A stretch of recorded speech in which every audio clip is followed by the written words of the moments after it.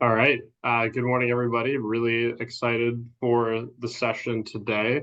We have a couple of guests with us this afternoon. Like Betsy said, she and I are part of the STEP support team with Deloitte, and we've been working with providers and DDS for the last year or so on developing STEP plans specifically. And today, we want to talk about a really important part of that process, which is working with individuals and their support teams to build family buy-in.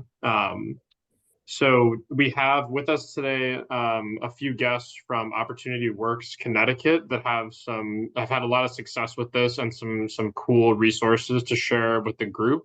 And we also have a DDS case manager, Lori, who has worked with Opportunity Works throughout this process as well, and I think will provide an awesome perspective from the case manager side of things. Before we jump in, I just want to give a quick refresher on how to use Zoom. I know many of you are more familiar with Teams, so these sessions are meant to be very open. We welcome discussion and participation, however you all prefer to do that. So there's a few options to turn on your video, to mute and unmute yourself. Feel free to come off mute at any time to ask questions or share a thought. And then you can also share your thoughts in the chat, and Betsy and I will work to address any questions that we see there throughout the course of the presentation. And I'll say, because we have a decent number of folks on today, would love for you all to introduce yourselves via the chat and just to let us know whether you're working on a residential or a day transformation, or if you don't know, that's also totally fine. And I will also launch a poll as we get started here, just to see how far along all of you are when it comes to step planning. So if you already submitted a plan, feel free to select that option, but would love to get everyone's feedback. So give me 1 second to release that.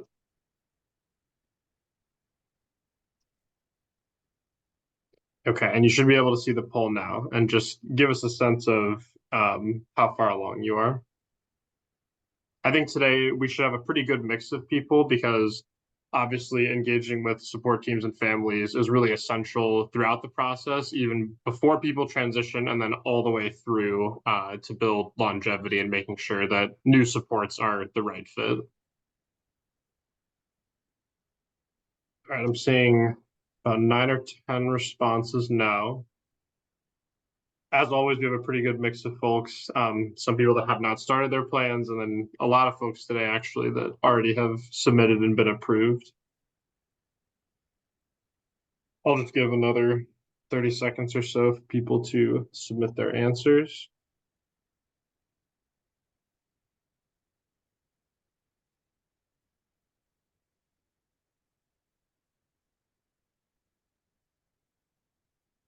All right. So as you can see, we've got, again, a good mix of people, and really appreciate you all joining today for the presentation. At this point, I will take our slides down and just provide a quick introduction to what we're going to be covering today. So building family buy-in is something that's been really important to DDS throughout this process, especially when it comes to emphasizing transparency throughout the transition process, emphasizing informed choice for individuals and their families, and making sure that information is flowing freely and that people have what they need to make a decision and feel comfortable with that. We're going to talk a little bit about safety nets and the flexibility to transition back into original supports, and then flexible transitions in general, as we think about effectively moving towards independent supports and what a gradual transition can look like. Something that DDS has really emphasized throughout this process is that no individual is required to transition as part of STEP, and the transition process and how an individual feels about that is something that's very personal. Everyone has their own unique needs, barriers to transitions, and challenges that they've had in the past when it comes to transitions. or any concerns that they have about this process. So it's really, really essential to take this on an individual basis. And we know that throughout this process, the individual's buy-in is the most important. But we also recognize that a huge piece of this is coordinating early and often with support teams that include that individual's family, also their case manager, and anyone else who is an important resource for them, or somebody that they want to be involved in that process. And as you all know, we have quite a few plans that have been submitted and approved. And something that we've seen with effective transition programs is that communication has started very early in the process and has continued consistently to be a frequent touch point with individuals and their families to gauge progress and to collect feedback on the transition in general. And something that Opportunity Works will share today is also about how tangible resources can be a really helpful part of building confidence and helping people understand the options that are available to them. So I think we can jump into that part of the presentation, and I will pass it over to Renee to talk about some of Opportunity Works' efforts to date. Hi, good morning, everybody. I'm actually going to defer to Debbie and Chris because they're more hands-on in it, and you'll get more accurate information from them. But I've heard a lot that we've taken on a huge, like a lofty goal because we have a lot of people on our plan. I think there's 40 something. But like Owen had said, no one's obligated to do the move, but if we're employment first and the objective is to get people employed, then I don't feel it's a lofty plan. It's a plan that's in place to do what it is we're expected to do, which is find employment for everybody. And I think as Debbie and Chris talk, you'll hear some of successes that we've had that don't really relate to the actual STEPS program itself, but they're successes for the individuals that are involved. So with that, I'm going to turn it to which one of you want to go first? I believe Debbie wanted to start first. Oh, I'll go. Yeah. Okay. So we actually submitted a STEPS, submitted to STEPS, but we actually started not necessarily STEPS, but we opened a transitional program here at OWC in October of 21. We downsized our GSE program quite considerably, and we took a lot of individuals and we did a process. Some individuals applied and interviewed to keep their positions in the GSE program, and we downsized our GSE program. And with that, we opened our transitional program and met with the state for over a year in how to have the transitional program. And we had to meet with them where we were going to go in the community, the different sites, what the work would be at those sites, how we were going to do the classroom, what we were going to do in the classroom, and the transportation, how the whole program was going to be run. So that was in October of 21. We opened our transitional program. And it was a big thing for us because it was right when we came back from COVID and attendance was kind of up and down, and it was a new experience for us. So we kind of started ahead of the game with the transitional program than some people are doing now. So with that, we started the transitional program, and some families were kind of concerned about that. We met with all the families, and some, were hesitant with the unpaid internships. Some were concerned that their children would not be able to go in the community. They didn't know if they would like to work, or hesitant with them. Just the different tasks that just going in the community, the barriers, the hours, they didn't know if they would be able to work the different shifts. Some of them started earlier at a bakery. Some of them wanted second shift. And some of them were not able to work at some sites because of the barriers. So we did start that program, and we actually unfortunately lost some individuals to portability when we opened the program. We actually lost probably about 7 or 8 individuals due to portability when we opened the transitional program. Now we're nearing our 3-year mark, and they informed us that 3-year mark is coming, and we're going to have to do the 6-month extension for the ones that are there. With that being said, we have had some accomplishments. We've had people get one girl got a job at Walgreens. We have somebody working at Manchester Public Schools. We have somebody that got a job at Muya Burger.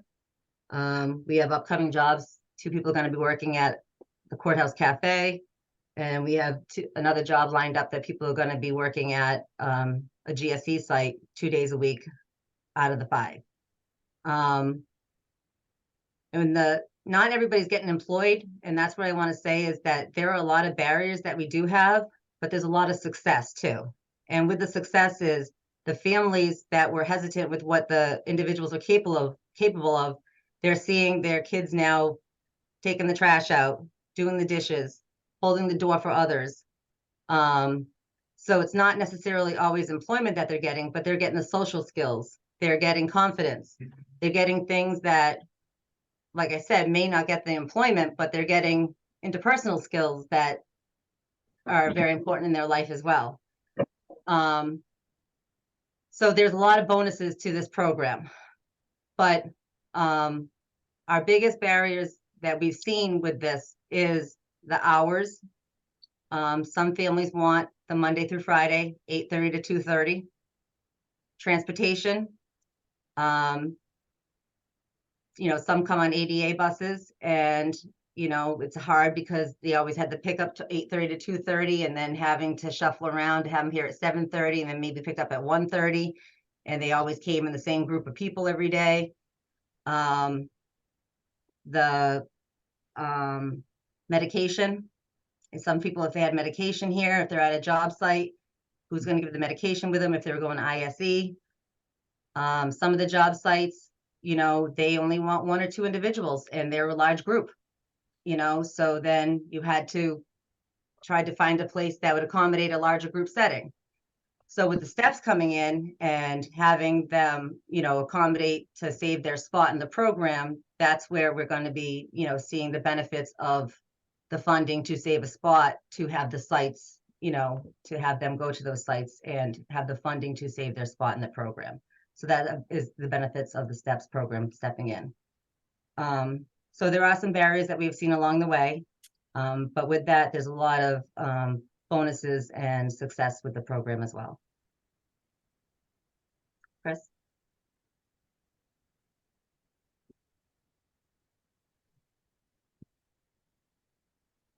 And there's another side to this too, in individuals that live at group homes and how staffing looks once our folks get jobs in the community, which is gonna be a big challenge.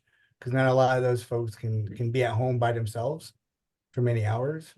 So that's another thing to consider when you have those meetings with your residential provider teams, is to have those in-depth conversations before you make decisions as far as hours that individuals can work.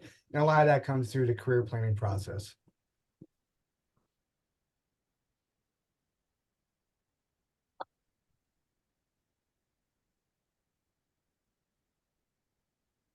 Anybody have any questions?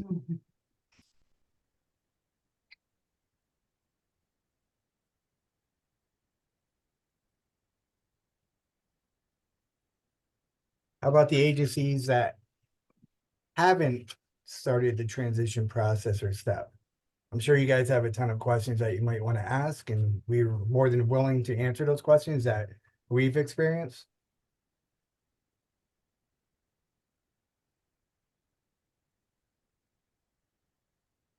If you'd like to ask a question, you can use the microphone to come off mute, or also feel free to put questions in the chat.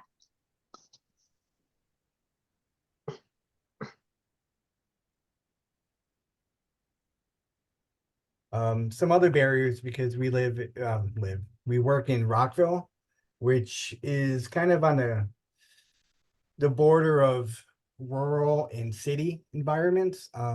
So transportation is a huge barrier for those that live in a rural area that we support. Wellington, Connecticut, Stafford Springs, Stores. So that's a huge barrier as well. And I know that recently DDS sent out a bunch of good information regarding transportation, alternative ways for folks to get from point A to point B. I just saw that question. We never paid some minimum wage. We always paid minimum wage.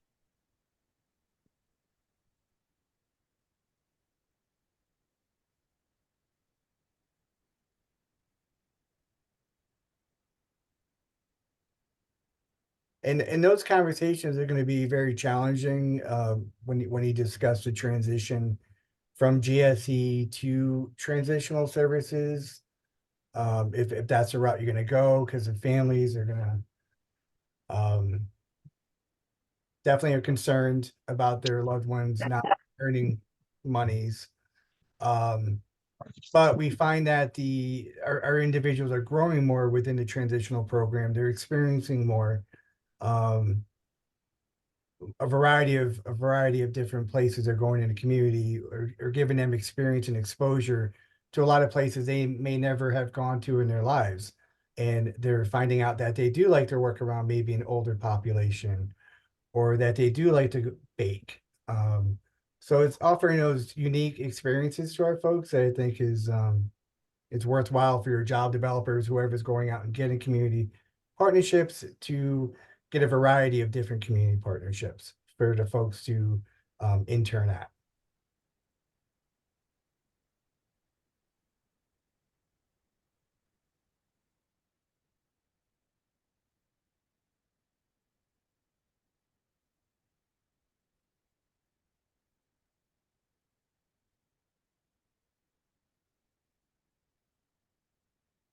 Okay, and if we don't have any questions about the challenges the Opportunity Works has outlined, I think Chris and Debbie, can we talk a little bit about the transitional program itself and kind of how that started, what it is, and some of the strategies that you all have used to communicate with families to this point?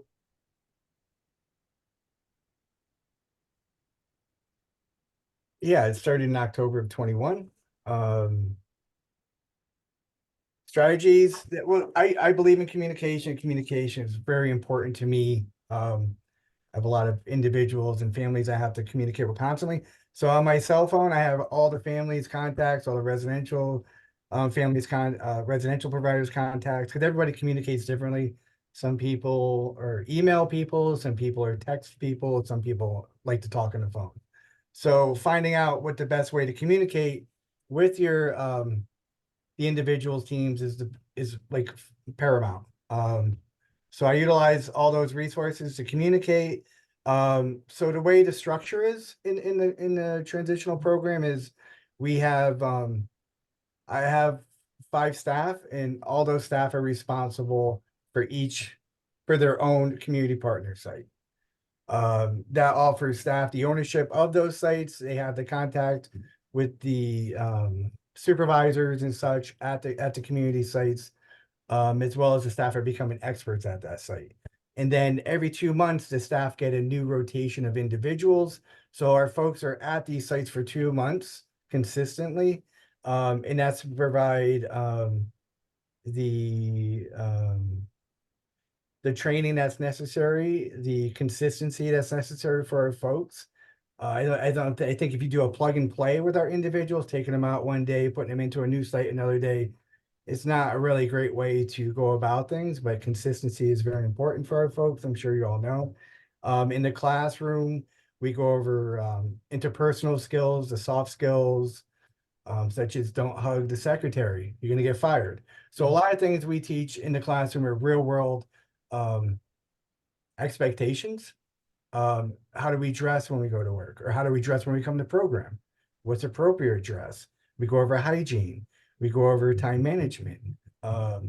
We try to address a variety of different barriers, but sometimes some of those barriers are more specific to the individual.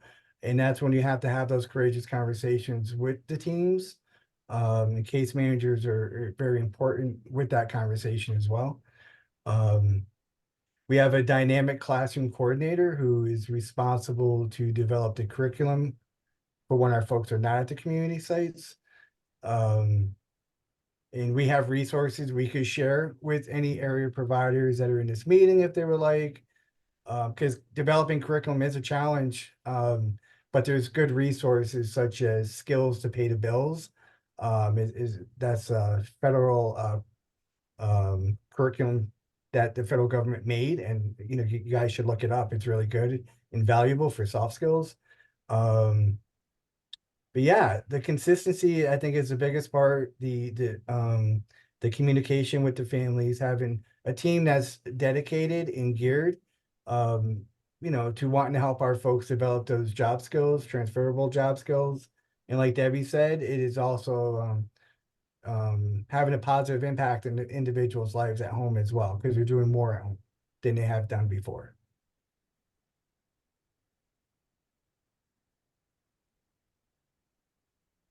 And that, Thanks. the Okay. fact that they're, doing more at home and the family seeing that positive impact firsthand, that helps that conversation of the transitional program and how it works. And, I think some of the parents will lower their guard a little bit when they start to see that for themselves firsthand at home. Well, geez, if they're doing this here, then maybe they are capable of being in the community and having those supports backed off down the road. That seems to be the biggest concern that I see. Debbie and Christian, correct me if I'm wrong, but the parents aren't necessarily worried about going out in the community now when they have supports. It's the fact that there's that 3-year cutoff, and where is my child going to be in 3 years when they only have 3 to 5 hours or whatever it is of supports when they're out there? Where does that put me? Where does that put my child? What does that look like? And what happens if they lose that job? Those are really, it's the long-term concerns, I think, that are the ones that make them hesitant in the beginning of the program.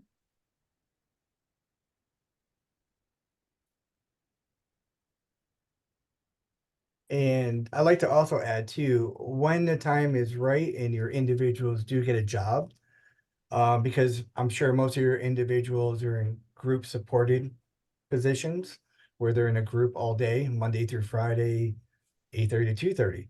I would recommend that instead of putting your folks in SEI, I would put them to IDV, because that gives them up to approximately 13 hours a week of supports rather than 4 or 5 hours a week of supports.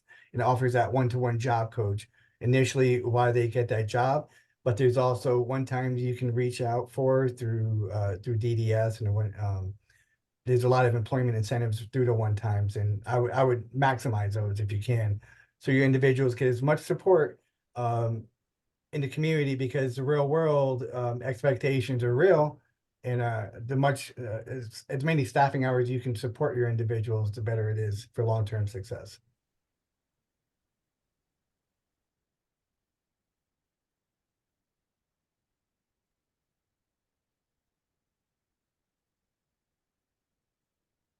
Thank you all for sharing that. I know we also want to hear from Lori for the case manager perspective. But before we go over there, as we were reviewing your plan, I think something interesting that stood out was the Pathway to Employment handbook that you all have as a resource to support families, and something tangible that all of them can see to understand what these pathways to employment are for their child or for the individual that they support. Can you all talk a little bit about that and how it's been effective? I can talk a little bit about what it is, and then Debbie can step in. So I'm looking at it right now, so I'm sorry I'm not facing you. Our Pathway to Employment book is like a guide for them, almost like a handbook. We have our operating principles in it, and then program planning, what that's going to look like. There's the real world stuff of trying to keep them on task with things like this, what's expected if you're sick or there's an issue at work and how that's handled, or in program and how that's handled. All of your regular stuff for that type of thing, transportation attendance policies. And then there's a worker's expectation and responsibility. So that's actually morphed a little bit since we took the transition program on, to really start to get them to have the expectations that you or I have at work. Because the reality is, for them to hold a job, we're pushing to get this population employed, but we need them to be employable and maintain their employment, not be employed based on who they are and what the initiative is, but be employed based on what their skills are and what they can give to the company, because ultimately the business still needs to run a business. So we've pushed a little more on that, talked more about minimum wage, when that would happen, dress codes, you know, our mission, satisfaction type of stuff. And then we, you know, talk about those expectations for that program to work, which are a little more specific. So, you know, you need to be here. Obviously, we have, you know, our attendance, so we're expecting 80% or 85% or whatever it is based on our income. But this is more of, if you want success in this, this is what needs to happen. So it helps the individual to see it, but it also is something tangible that goes home with them. Parents can read it, know what our principles are, what it is we're looking to do to get their loved one employed, but what they also need to take on for ownership to get there, because that piece has to be expressed. We can do what we're supposed to do because we're paid to do it, but we need there to be the ownership, and that's what they really want to do. I mean, we don't want to go looking for a job for someone that doesn't want to work, because it's never going to maintain and be successful long term. So that's really important, that they have the buy-in to know that they actually have responsibility and they have ownership. It's not all on the agency to go and get this job for you. You have to do XYZ in order for us to do, you know, ABC to help you in that situation. That's the gist of the book. Yeah, everybody, all of our programs have it. Our DSO, every program that in our agency has it. And so the parents get it, and it has a sign-off sheet in the back that they received it and acknowledge it. And one of the big things that are in here too, especially for GSE and transitional, and is the cell phone policy. That's one big thing that we have an issue with staff as well too, is the cell phone usage. But one thing that we do discuss with transitional, all of them, is social media safety. And we've actually had the police come in and do a presentation of social media awareness. So that's one thing in here. And we have the grievance policy in here too, I believe. We have that in the book. And so, yeah, this actually goes to all of our programs for them to sign off, and they give the last page to us for acknowledge that they received it.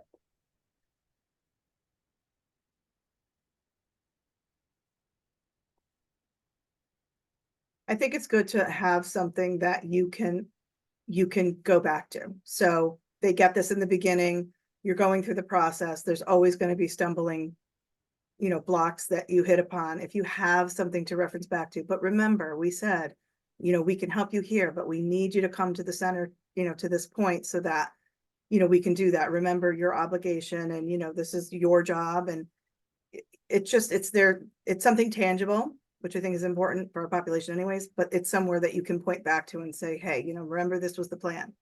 Yes, we've hit a stumbling block, but you know what? The plan can still go on. Let's focus back to where we need to be.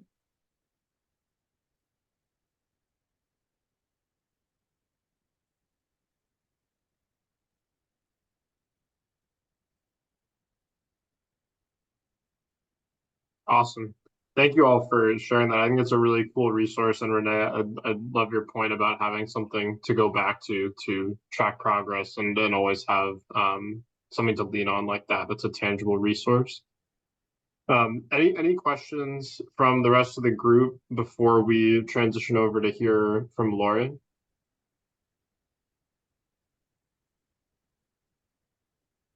And if not, Lori, I'll give you the floor to talk a little bit about what it's like from a case management perspective to work through these transitions, and kind of what you've heard from families throughout this process. Okay, thank you.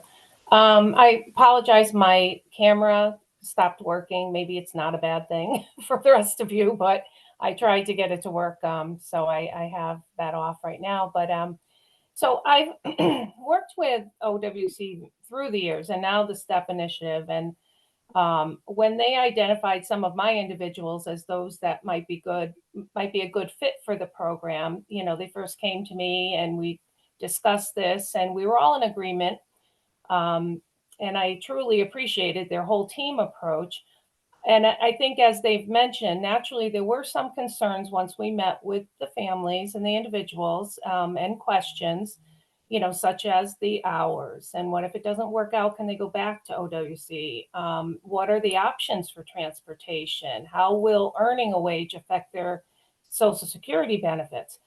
OWC was great. They were prepared and able to address each of these concerns by remaining transparent, open and honest with the families. So the families were fully informed about the process as well as the individuals.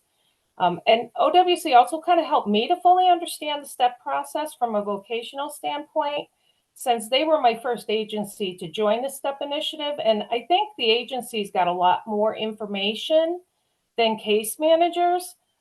So it was a very, all we knew was out there. We just didn't know, what is this process going to be like? What is our role going to be like when it first came out? Then there was a lot more information. And I think, though, the way I learned the most is by working directly with OWC, by doing, and they were wonderful with explaining it, and great knowledge.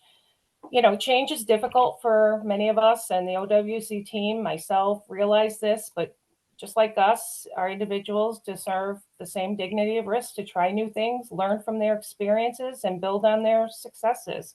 OWC will be there to give the support needed to the families and individuals, as they always have. And, DDS is emphasizing that STEP is the direction we're headed in. And case managers will also be here to help with the families and providers to take advantage of the opportunities that STEP offers. So that's pretty much from my point of view. One thing I would add is it's really important for agencies to keep communicating with case managers, because this is new to many of us. And remind them, we're going to switch to this model. So if you can, send in the PNFs for the authorizations, that would be great. Just kind of keep communicating with them, because it is very new, especially if you're the first agency a case manager has worked with. You might have to hold their hand like OWC had to help hold mine. But it's been a great experience. I'm looking forward to working with more agencies as well. Thank you.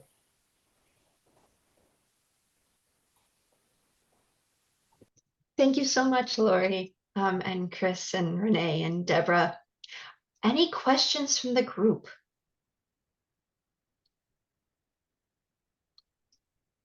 And as a reminder, for folks who are new and for folks who have joined before, you do know that if the group doesn't have questions, we do have questions. So really, we welcome any questions or comments from the group. All right.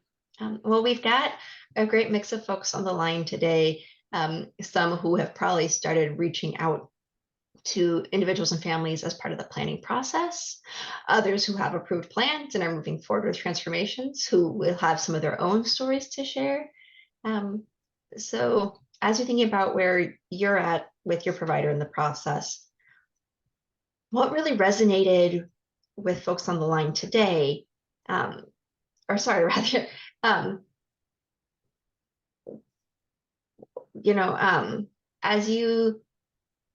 I've got a question first for our presenters. What feedback have you gotten from families about the Pathway to Employment handbook? Right, you're using different handbooks across your different programs, but what do you hear back from families about it? We really don't have much feedback, because they have the answers that they already need. They kind of, actually, if we have a misprint, we'll hear about that. No, they appreciate it, because everything is in there. They might question something, if sometimes we do have our GSE guys, some work in our, we have a workshop here, and we have a craft area, and we do have weight restrictions. So if someone has, gone to the doctor and they had a medical procedure done, so we do have weight restrictions. So that's clearly in there, so they don't, they have to have a doctor's note to return to work. So some of the answers are already in the book. So I think they'll appreciate it, because it's cut and dry. It's all in there. We really don't hear much feedback, because it's all there. It answers it alleviates a lot of problems, because it's all there. Well, you know they're using it if they're Yeah. letting you know when there's misprints. Oh, yeah, they do. Um, when you're thinking specifically around STEP, what approaches did you use when communicating with families? And kind of like how often were you communicating with them?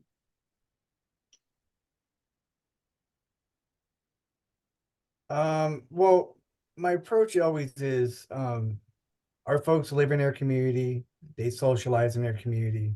And if they want to work, they should have the right to work in their community. It's pretty straightforward and it flows nice. And I think that families appreciate that and they want their most families want their loved ones to work in their community as well, to be a full member of society, because that's where we're going, right? I mean, it's 2024 and our folks are still are the last group that's really segregated from society. And it's hard to believe that that's still the case. So I think this is one step to full integration into society for those that we support. So that's a big part. And the communicating with the families, it's through the team process. So we have the case managers join us in the team. A lot of times we have to coordinate those meetings, but some case managers such as Lori will help us because we're looking at communicating with 40 something families in a short amount of time is a big endeavor.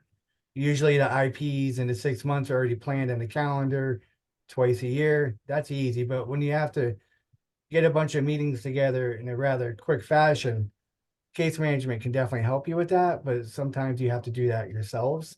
So we sit down, we have a team meeting with the families, we discuss concerns, as well as residential providers. That's going to be the most trickiest thing, I think, is for the folks that live in group homes or residential homes, because staffing is not always there. And what does that look like? You know, we have one lady we're supporting, and you know, she can be home 2 hours a day, so she'll probably, you know, need to be out of the house by 10 o'clock in the morning. Which is fine because if she worked 4 hours, 2 o'clock there's staff on site at the house.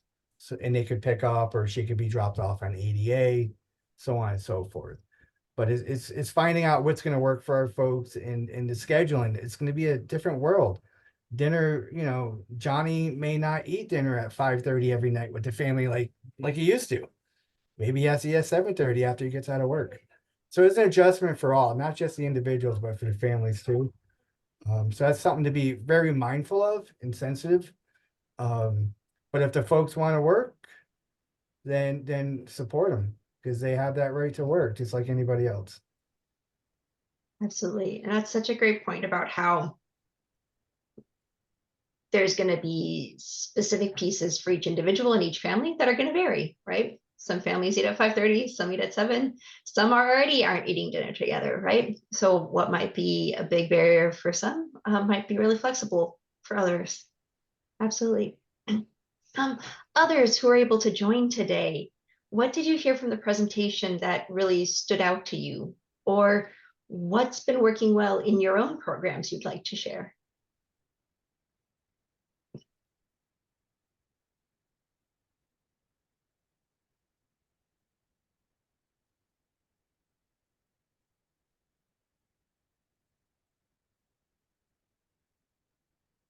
No one's had any success getting people to participate?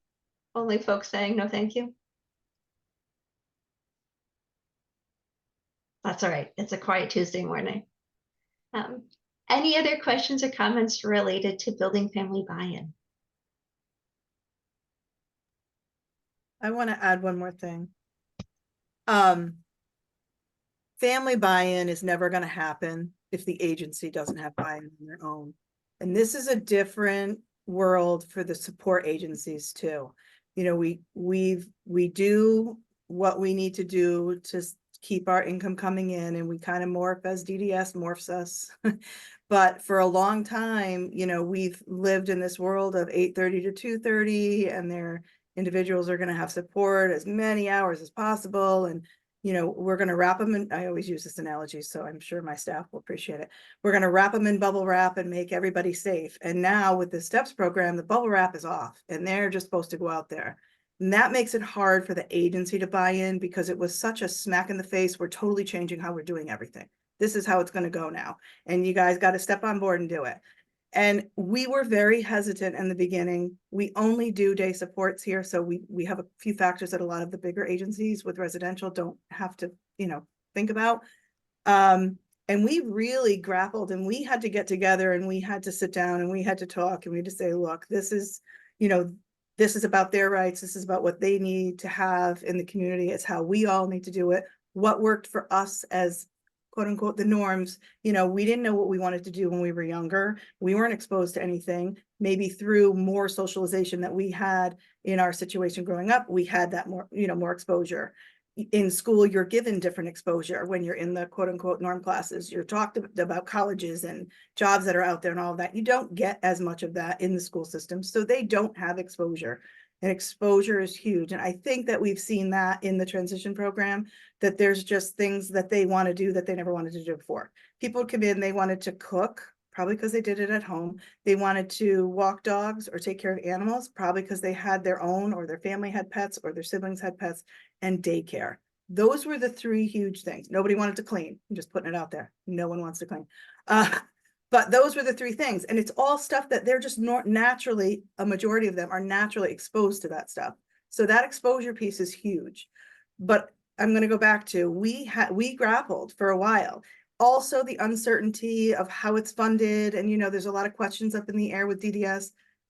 That's DDS, you know, it gets figured out and everything falls into place down the road, but it's living in that land of kind of question. And I really say, if you really want to support the individuals to be more independent and get out in the community and actively be members of society, which I think is the ultimate goal here, because then that puts them in the group with everybody else, because they're active in society and everyone else is active. We're all active differently, so that doesn't matter.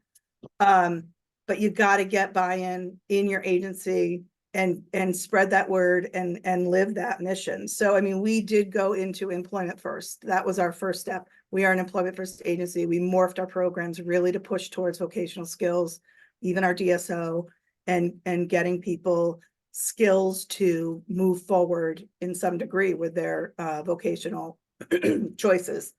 And then, you know, as we slowly started to do this, you get involved more and you believe it more because you're seeing some success. And we have had some successes here, and I think that's made a difference. But I don't think Chris or Debbie would disagree that we had to create our buy-in. We had to sit and figure out what it was that we really wanted to do, and that we really believed that this was a possible thing. And even if not for some, the opportunity to be given to them to fall on their face if that's what happens. I mean, we have all done that in our past too with employment. So, you know, I know that that's probably a hesitation that other agencies have, you know, and that's where we chose to go. I mean, this is the way it's moving forward. And, you know, with the STEPS program, you at least have the option to be able to be funded a little heavier to get more progress and more success towards that goal as you morph your agency into that employment realm. That was it. Thank you so much for those words, Renee. No, that's absolutely crucial, right? Building buy-in within your agency and helping people to understand this is the path. Lori, I remember when we talked previously, you talked about how there were some families and individuals who kind of like, you know what, let's see how this wave goes for everybody else. And then maybe we'll join in the second wave. But sharing that, oh yeah, please. Yeah, no, that I did get that from some of my families with another agency that's just starting out with this. And I think what I said to them was, everybody's learning as they go. So, you know, everybody's kind of gun-ho, and they've hired staff this is the other agency, to go out in the community, work with community providers, you know, find those internships and possible job opportunities. And I just said to him, I think while this is fresh and everybody really, really is on board and we're all educated now on this, I said, this is the time to jump on board. this is the time because the best opportunities are going to be now. Everybody's motivated. So it changed the mind of one of my families, and now their daughter is working in a bakery. So, well, doing her internship, but probably will end up hired on. So it's very exciting. But again, we just have to, it's the buy-in. We have to just, help those families to understand that, it's a little scary, it's change, but what if they do fantastic and have a competitive job for the rest of their adult life? How wonderful would that be? So yeah, it's a change to say the least. And it might not even be this first job, right? There can be ways people can be supported, and you all know where even if this initial transition isn't quite the right click, it doesn't mean that employment's never going to be an option for the individual. How many of us are still working in our very first jobs? Exactly. Yeah, true. All right. Well, again, thank you so much to Debbie and Renee and Chris and Lori. We really appreciate your time today and sharing about your experiences with building buy-in to support individuals to transition. Hopefully, whether you support residential or day supports, this was helpful and beneficial to you as you listened in. And we'd like to open the floor if anybody has sort of more general step questions or comments. We're available to support there as well.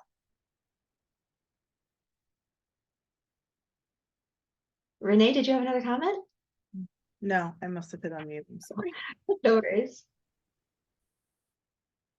And as folks are asking final questions about STEP in general, I'm going to drop a link in the chat. We will be hosting several more of these TA webinars. And so in this survey, you'll see potential topic areas and also an opportunity for you all to add anything that you think we might have missed. So please fill out that survey, let us know what you would like to see, and we will plan accordingly. We want to make sure that these meetings events can be as useful to providers as possible.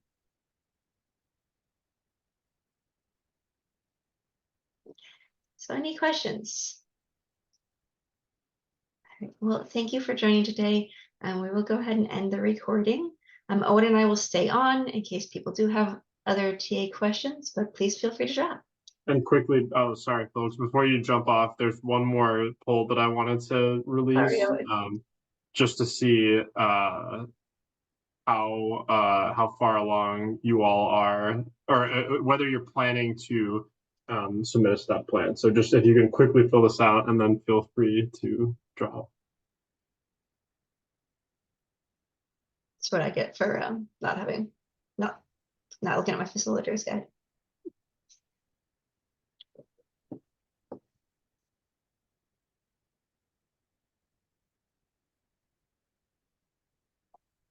And Betsy and I are always available for one-on-one technical assistance as well. So it's very easy to schedule with us. You can email us directly, or you can use the link that's shared by DDS in almost all of the step-related communications. So more than happy to set up time to talk with you all if you're very early stage planning, or if you're pretty far along and want a second set of eyes on it as you finalize your transformation. But yeah, we've helped lots of providers and would be happy to look over your plans.